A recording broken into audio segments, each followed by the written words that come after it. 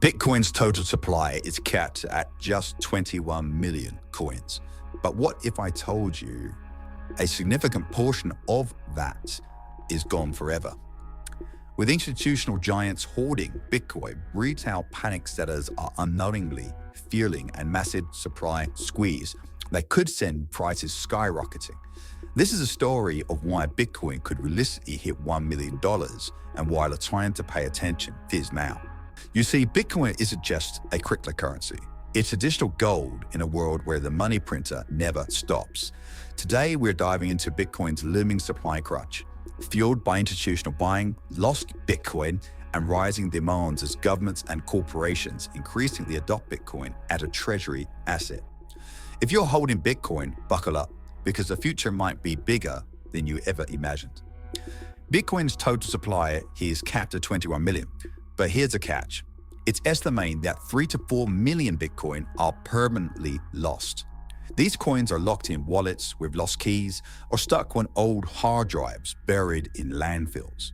That brings a truly accessible supply down to around 17 to 18 million Bitcoin. This includes the estimated 1 million Bitcoin attributed to Satoshi Nakamoto, which haven't moved again for a decade. Now, this is where it gets very interesting. Out of those 17 to 18 million, nearly 70% is held in long-term storage or by institutions unwilling to sell. And the coin's been scooped up by corporate treasuries, ETFs, and sovereign wealth funds, and there's only a 20 fraction, just a few 100,000 Bitcoin available on exchanges. This is a textbook supply crunch. Institutions are the new retail. Companies like MicroStrategy, Tesla, and even countries like El Salvador are stockpiling Bitcoin. Spot Bitcoin ETFs approved recently are vacuuming up additional supply to back their funds, further draining exchanges. And it's not just corporations. Sovereign wealth funds and even governments are entering the game. They're seeing Bitcoin as a hedge against inflation and an alternative to a weakening fiat system. In short, panic-setting retail investors are handing over their Bitcoin to these giants who plan to hold or hodl for decades. The bottom line, if you're setting Bitcoin in a dip, you're setting to billionaires and nations preparing for the long haul. So why is mass adoption exploding?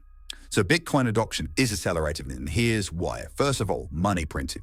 Since 2020, central banks have printed trillions of dollars. This devalues fear and pushes investors towards scarce assets like Bitcoin and also gold.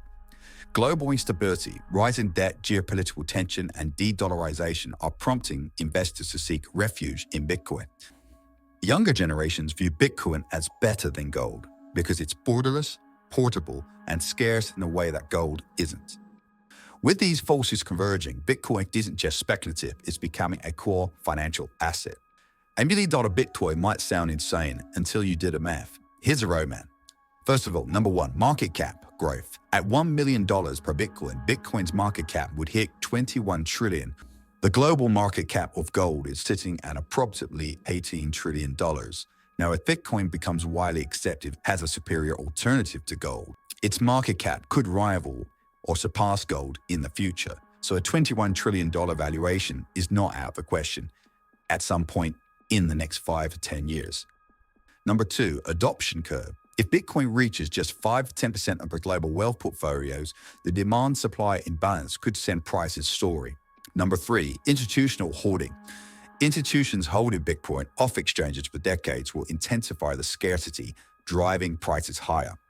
Bitcoin is no longer a fringe asset. It's becoming the backbone of the new financial system. So, in summary, the Bitcoin supply crunch is real, and we are witnessing history in the making. As retail investors panic sell during dips, institutions are holding for the long term. Combine that with lost BTC, rampant money printing, and rising adoption, it is clear why a $1 million Bitcoin isn't as far-fetched as it might seem.